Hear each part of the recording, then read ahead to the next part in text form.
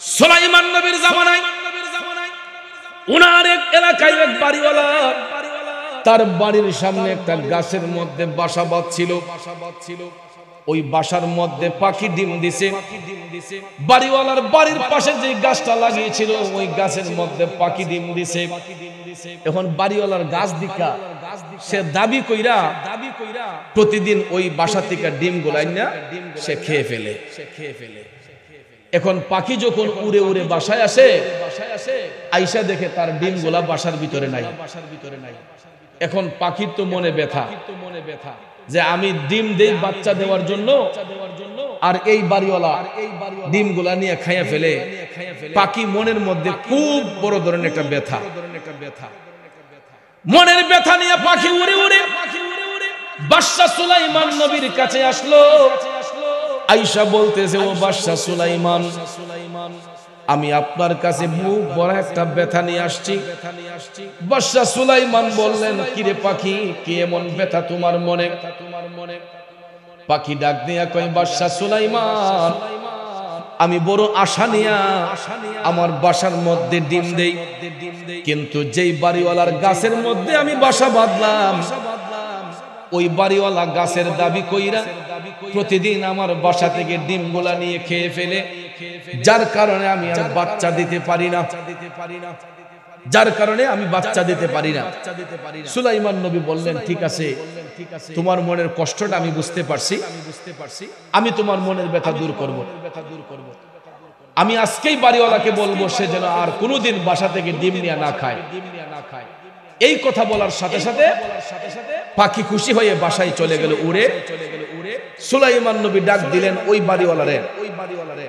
ডাক দেওয়ার সঙ্গে সঙ্গে বাড়িওয়ালা এসে হাজির হয়ে গেল। বাদশা সুলাইমান বললেন, কিরে বাড়িওয়ালা, তোমার বাড়িতে গাছ আছে বিদায় তোমার গাছের মধ্যে পাখি বাসা বাঁধছে, পাখি ডিম দেয় বাচ্চা দেওয়ার জন্য, তুমি প্রতিদিন পাখির বাসা থেকে ডিমগুলা খেয়ে ফেলো কেন?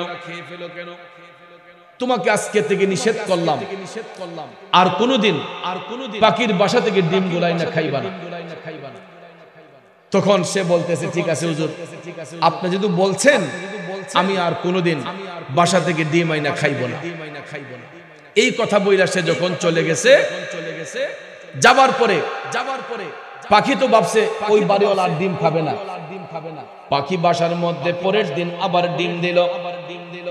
বাড়িওয়ালা বাড়িতে যাইয়া ঘর থেকে বের হইয়া তার নজর গেছে গাছের উপরে, কারণ এটা তার অভ্যাস, ডিম খাইয়া অভ্যাস হয়ে গেছে। এখন সে প্রতিদিন তার নজর হলো গাছের উপরে। বাড়িওয়ালা গাছ বাইয়া আবার উপরে উঠছে। উঠার পরে দেখতেছে যে বাসার মাঝে ডিম আছে। যাক, সুলাইমান নবী তার দেখতো না, আমি আজকের ডিম নিয়ে খেয়ে ফেলি। ওই বাড়িওয়ালা আবারও বাসা থেকে ডিম গুলা এনে সে খেয়ে ফেলছে। যুবক ভাইয়েরা আমার, পাখি উড়ে উড়ে বাসার মধ্যে আসলো। আয়েশা যখন দেখে তার বাসার ভিতরে ডিম নাই, পাখির মনে ব্যথা বাড়ছে না কমছে?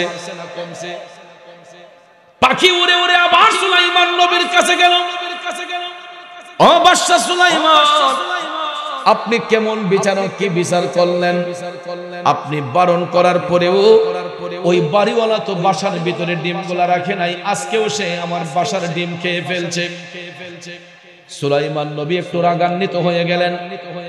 পাখিরে বললেন, যদি আজকে সে তোমার কথা না মাইনা, আমার কথা না মাইনা তোমার ডিম খেয়ে থাকে, রাখো, তোমার সামনে আমি একটা আদেশ জারি করব। পাখি অপেক্ষমান। সুলাইমান নবী এই মুহূর্তে একটা জিনকে ডাক দিলেন। জিনকে ডাক দেওয়ার সঙ্গে সঙ্গে জিন আইসা হাজির হয়ে গেল। সুলাইমান নবী ডাক দিয়া বলতেছেন, জিন, আমি তোমাকে ডেকেছি একটা কারণে। জিন কয়, হুজুর বলেন কি, কেন ডেকেছেন? সুলাইমান নবী বললেন যে জিন, ওই পাখিটা যে এক বাড়িওয়ালার গাছের মধ্যে বাসা বাইদা ডিম দেয়, কিন্তু তার বাড়িওয়ালা প্রতিদিন বাসা থেকে ডিম গুলা খেয়ে ফেলে, যার দরুন ওই পাখিটার বাচ্চা দিতে পারে না। জিনে কয়, হুজুর আমি কিতা করতাম হালি কই। সুলাইমান নবী বললেন, তুমি একটা কাজ করো, সে যদি আজকের পরে গিয়া আবার পাখির বাসা থেকে ডিম আনতে যায়, গাছের উপর থেকে তুমি ওই বাড়িওয়ালার একটা ডেক্কা দিবা, যাতে হে আর কোনোদিন গাছ বাইতে না পারে। জিনকে আদেশ করলেন যে তুমি গাছের উপর থেকে ডেক্কা দিয়ে ফালাই দিবা, যাতে আর কোনোদিন বয়ে সে গাছ বাইয়া কোনো পাখির বাসা থেকে ডিম আনতে না পারে। জিনে তো ছায়ার পায়, ঠিক না বেটি? জিনে যখন এই আদেশ পাইছে, হুজুর ইনশাআল্লাহ আপনার এই কথা আমি অক্ষরে অক্ষরে পালন করব। ওহন তো দেখা যায় জিন গিয়া এবারে তো আদেশ পাইছে, গাছের আগার মাঝে বসছে, ওহন বাড়িওয়ালা উঠলই তারা আসার দিব, ঠিক না বেটি? ভাইয়ারা আমার গভীর মনোযোগ। পরের দিন যখন পাখি বাসার মধ্যে ডিম দিল, এখন দেখা যায় বাড়িওয়ালা ঘর থেকে বাইয়া বের হইয়া তার নজর গেছে গাছের উপরে। সে তো ভাবছে আমি তো ডিম খাই অভ্যাস হই, আর খাইলে সমস্যা কি? তো ওই মুহূর্তে যখন সে গাছে উঠবো, বাবারে মরণ আসে নাই, কারণ এটা আল্লাহর কুদরতি খেলা। এই বাড়িওয়ালা যখন ঘর থেকে বের হইল গাছে উঠবে, ঠিক ওই মুহূর্তে বাড়িওয়ালার দরজার সামনে একজন ভিক্ষুক আইসা হাজির হইছে। ভিক্ষার জন্য একটা গরিব মানুষ, অসহায় মানুষ ভিক্ষার জন্য এসে হাত দিছে, আমাকে কিছু ভিক্ষা প্রদান করেন। তখন ওই বাড়িওয়ালা যে ডিম খাওয়াই না, সে কি করছে, ভিক্ষুককে গড়ে নিয়ে পেট বইরা কিছু খাওয়াইছে। কি করছে? পেট বইরা ভিক্ষুককে খাওয়াইয়া তার হাতের মাঝে কিছু নজরানা দিছে। ভিক্ষুক খুশি না বেজার? ভিক্ষুক খুশি হইয়া পেট ভইরা ওই বাড়িওয়ালার বাড়ি থেকে বের হইছে। এরপরে বেড়া টপ টপ টপ টপ করে গাছে উঠা আবার ডিম লেনে সাইজ করে লিছে। আল্লাহু আকবার কোন। পাখি উড়ে বাসায় আসলো, আয়েশা দেখে জিনে কোনো কাজ করতে পারে নাই, বাসার ভিতরে ডিম নাই। এখন পাখির ব্যথা বাড়ছে না কমছে? যুবক বন্ধুরা গভীর মনোযোগ। পাখি উড়ে উড়ে আবার বাদশা সুলাইমান নবীর কাছে আয়েশা কয়, হুজুর আপনি কি বিচার করলেন? ওই বাড়িওয়ালা তো আজকেও আমার বাসা থেকে ডিম খেয়ে ফেলল। সুলাইমান নবী জিনকে ডাক দিলেন, জিন উড়ে উড়ে জিন আয়েশা হাজির। জিন আয়েশা কয়, হুজুর কেন ডাকলেন? সুলাইমান নবী জিনরে বলতেছেন, তোমার এত বড় সাহস, এত বড় স্পর্ধা, আমি তোমারে আদেশ করলাম কি আর তুমি করলা কি? তোমার না কইলাম এই বাড়িওয়ালা গাছে উঠলেই তারা আসার দিয়া ফেলাইবা, তুমি এটা করলা না কেন? বাড়িওয়ালা ডাক দিয়া কই, হুজুর আমি কেমনে তারে ধাক্কা দিব? ওই ব্যক্তি ওই গাছের মধ্যে উঠবে, আমি তো ঠিকই তাকে ধাক্কা দেওয়ার জন্য গাছের উপর বসা ছিলাম, কিন্তু হুজুর আমি লক্ষ্য করে দেখলাম ওই বাড়িওয়ালা যখন গাছের মধ্যে উঠতে প্রস্তুত নিছে, ঠিক ওই মুহূর্তে তার দরজার সামনে ভিক্ষুক আয়েশা হাজির হয়েছে ভিক্ষা দেওয়ার জন্য।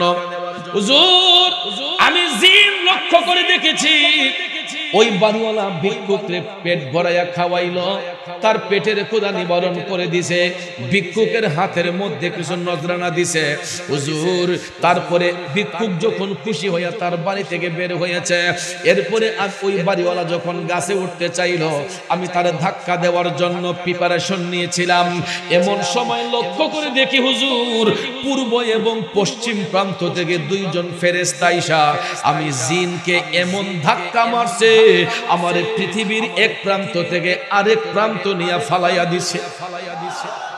হুজুর ভিক্ষুকরে পেট ভরে খাওয়ানোর ফলে ওই বাড়িওয়ালা যখন গাছের মধ্যে উঠতে গেল, দুইজন ফেরেশতা আইসা আমি জিনরে ধাক্কা দিয়া ফালাইয়া দিছে। এই জন্য আমার পক্ষে আর সম্ভব হয় নাই ওই বাড়িওয়ালাকে আটকানোর জন্য। তখন এই বিষয়টা সুলাইমান নবী যখন বুঝতে পারলেন, বাড়িওয়ালা একটা মহৎ কাজ করছে, যাই কারণে আল্লাহ তার এই বিপদ থেকে বাঁচাইলেন। সুলাইমান নবী ওই বাড়িওয়ালারে ডাক দিলেন, বাড়িওয়ালা হাজির হয়ে গেল। তখন সুলাইমান নবী ডাক দিয়ে বললেন, বাড়িওয়ালা ও বাড়িওয়ালা, আজকে তো তোমার অবস্থা খারাপ হয়ে যাইতো, কিন্তু আল্লাহ তাআলা তোমাকে মহা বিপদ থেকে বাঁচাইছে।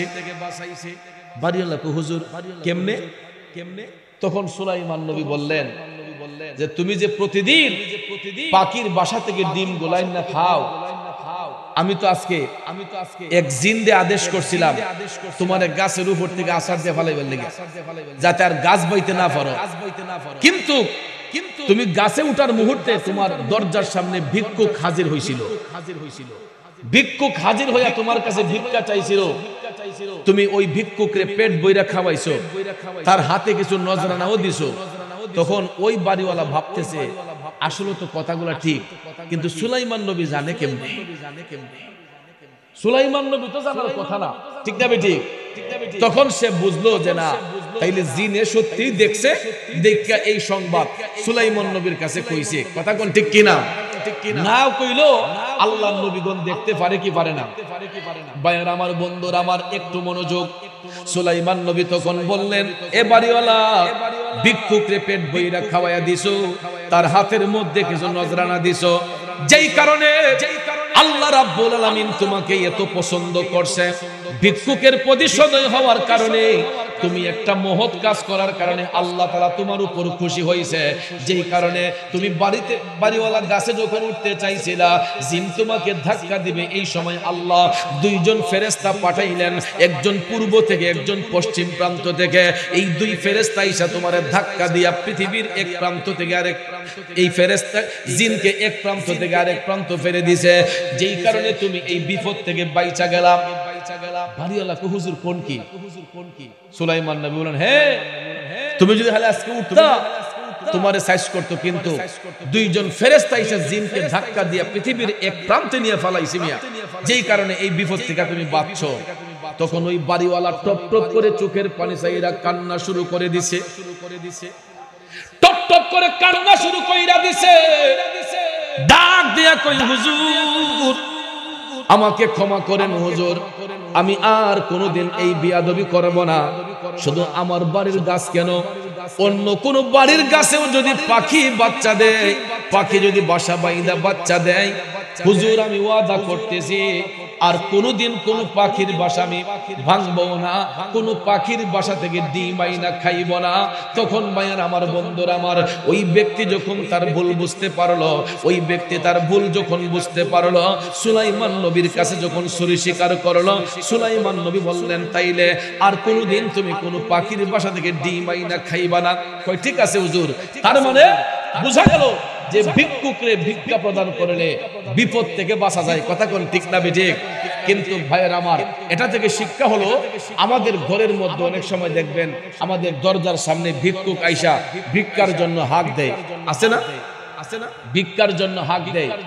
শুনেন, আজকে আপনি কোটিপতি হইতে পারেন, আমি আপনি কোটিপতি হইতে পারি, আগামী কালকে আমরা ভিক্ষুকের কাতারে যাইতেও পারি। কথা কোন ঠিক কিনা? ভিক্ষুকের কাতারে আমি আপনি যাইতে পারি। আমার রাসূল এই কারণে বলছেন, তোমরা কখনো ভিক্ষুককে তাড়াইয়া দিও না, ভিক্ষুককে তোমরা কখনো ধমক দিয়া কথা বলিও না।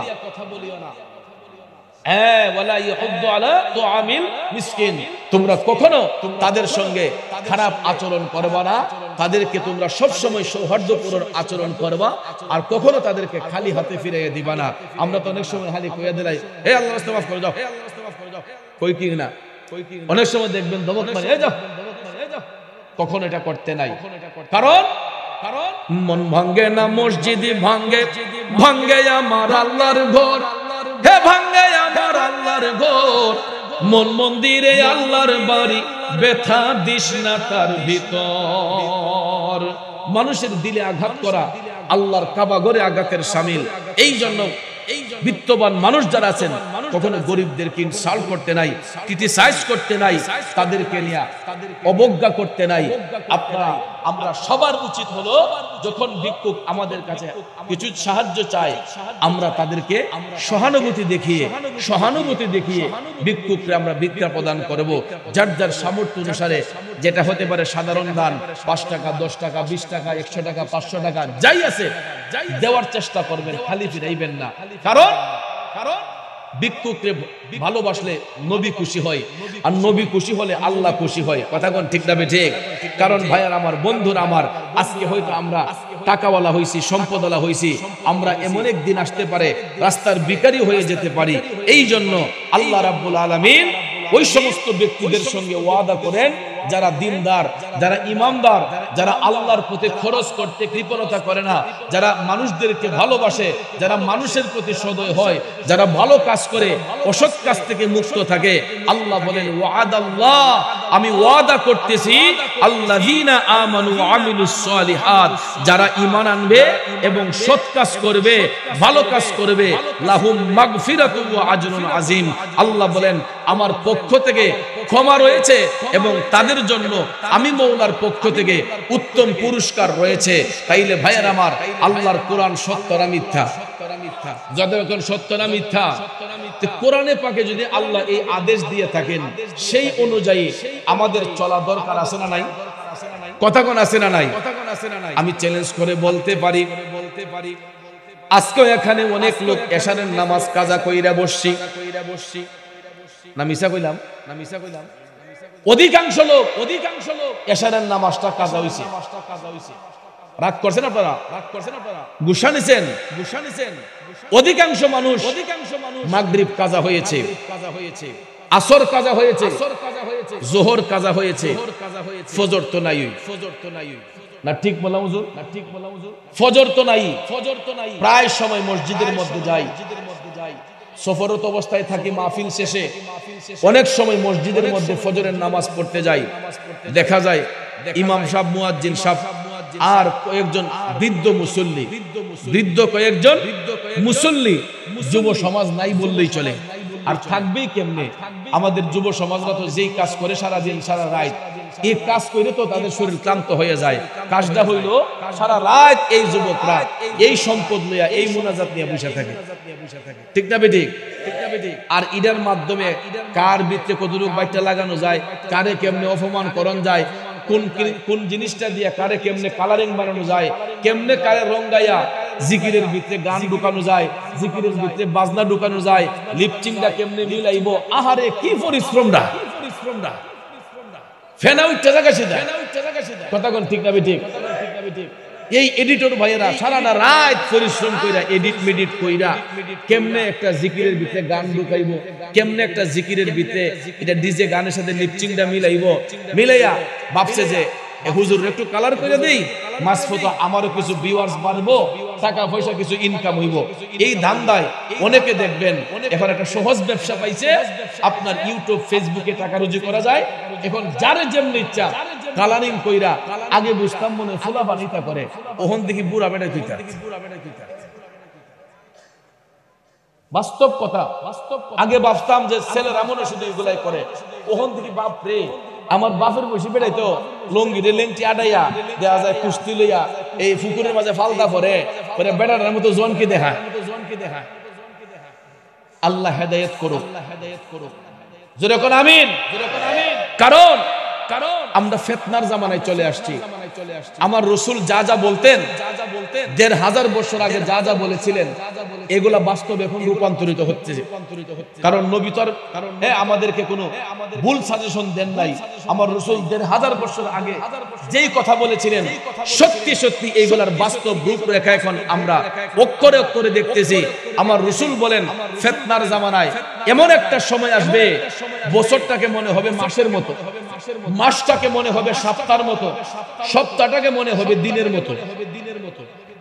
এখন দেখা যায় বাস্তবে তাই হচ্ছে। ২০২৪ সাল চলে যাইতেছে, আজকে ৬ তারিখ ডিসেম্বরের। আমাদের কাছে লাগছে আরে ২৪ সাল মাত্র আসছিল। কথা কোন ঠিক না বেঠিক? কিন্তু দেখেন ২৪ সাল কোন দিকে চলে গেছে এটা আমরা টেরই পাই নাই। দিনগুলা ফুরিয়ে যাচ্ছে, সময়গুলা ফুরিয়ে যাচ্ছে, আর আস্তে আস্তে ফিতনার জামানায় মানুষের মধ্যে বর্বরতা বাড়তেছে। আমার রাসূল ১৫০০ বছর আগে বলছেন এই জামানায় কিছু কিছু মানুষ জ্ঞান চর্চা করবে, ইলম অর্জন করবে, কিন্তু তাদের আচরণ হবে মূর্খদের মতো।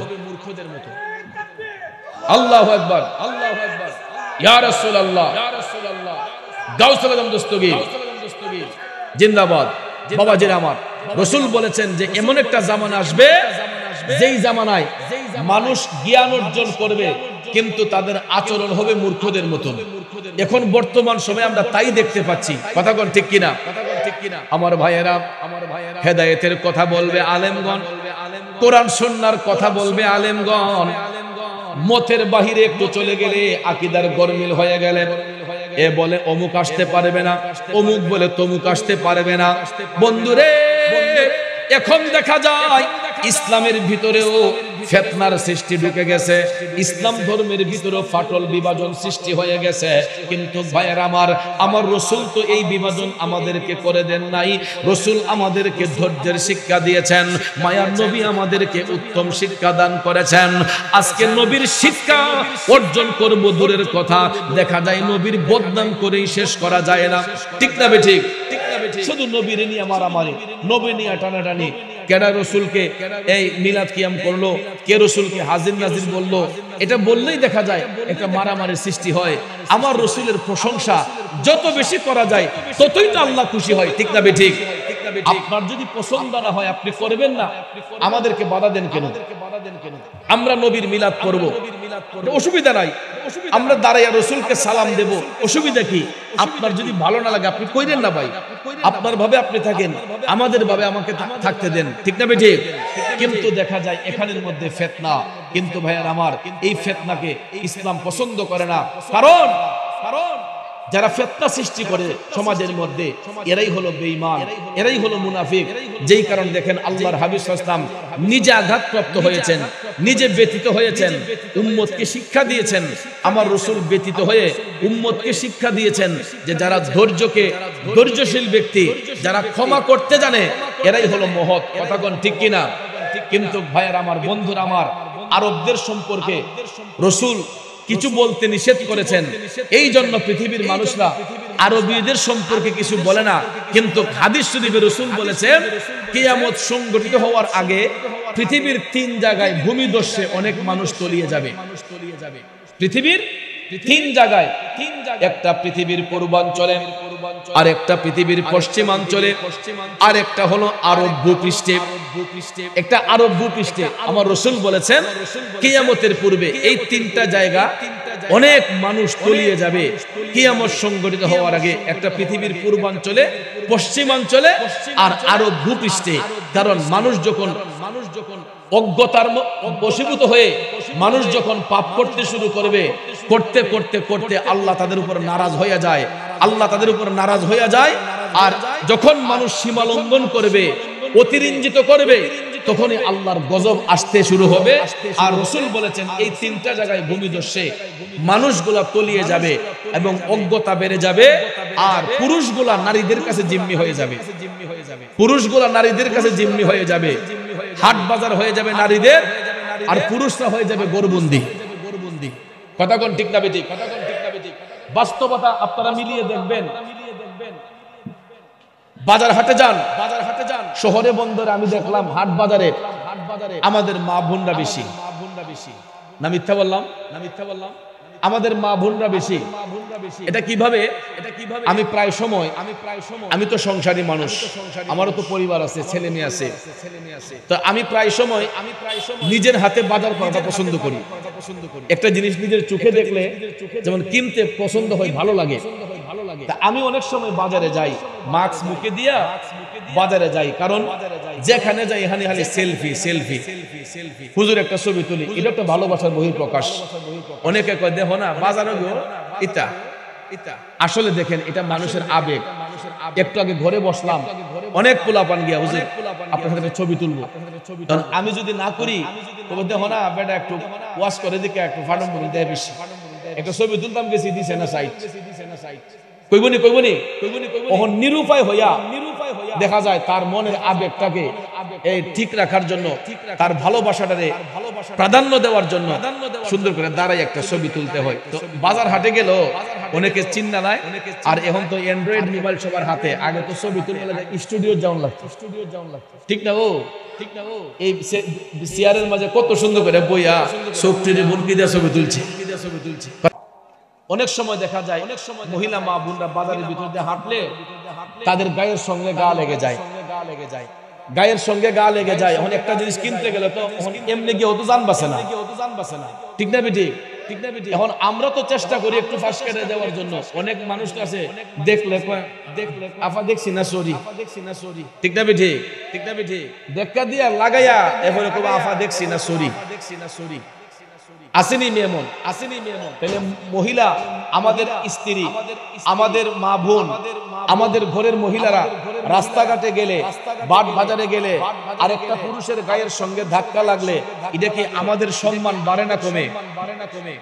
হতে পারে আমার স্ত্রী, হতে পারে আপনার স্ত্রী, আপনার বোন, আপনার মা, উনি যখন ঘরের বাহিরে গিয়ে হাট বাজারে বাজার করবেন আর একটা পুরুষের শরীরের সাথে ধাক্কা লাগে, এটার দ্বারা থেকে মা বোনদের সম্মান বাড়ে না কমে? তাইলে আমরা তো নিজেরা আমাদের পরিবারগুলো নষ্ট করতেছি, আমরা নিজেরা আমাদের পরিবারগুলো নষ্ট করতেছি। এই জন্য আমি পায়ে হাত ধরে বলবো, আমার রাসূল ১৫০০ বছর আগে এটা বলেছিলেন যে এমন একটা জামানা আসবে পুরুষগুলা নারীদের কাছে জিম্মি হয়ে যাবে, পুরুষরা নারীদের কাছে জিম্মি হয়ে যাবে, আর নারীর সংখ্যা বেড়ে যাবে, পুরুষের সংখ্যা কমে যাবে। এটার বাস্তবতা হলো আমার রাসূল যে বলেছিলেন, বর্তমানে আদমশুমারির গণনা সূত্রে দেখা গেছে বাংলাদেশে জনসংখ্যা জরিপে যখন যাওয়া হয়েছে দেখা গেছে পুরুষের ৩ গুণ মহিলা। ৩ বছর আগেও ছিল 2 গুণ, এখন 3 বছর পরে দেখা যায় পুরুষের 3 গুণ বেশি হচ্ছে মহিলা। তাইলে ভাইয়ের আমার, আস্তে আস্তে ফিতনার জামানা আসতেছে, আখিরি জামানা আসতেছে, মানুষের দিলগুলা পাষাণ হইতেছে, মানুষের মন নরম নয়, মানুষের দিলগুলা মরে যাইতেছে। এই জন্য আল্লাহর রাস্তে পায়ে হাত ধরে বলবো, এখনো সময় আছে, ইত্তাকুল্লাহ, আল্লাহকে ভয় করতে হবে, 5 ওয়াক্ত নামাজ পড়তে হবে, হালাল রিজিক খেতে হবে, হারাম থেকে বাঁচতে হবে। কথা কোন ঠিক না বেঠিক?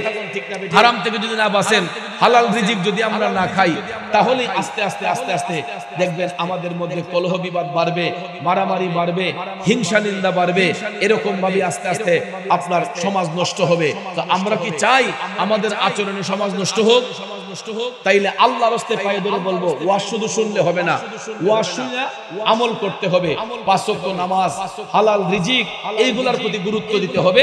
তাইলে দেখবেন আমাদের পারিবারিক জীবন, আমাদের সামাজিক জীবন, আমাদের রাষ্ট্রীয় জীবন সুখের এবং শান্তির হবে।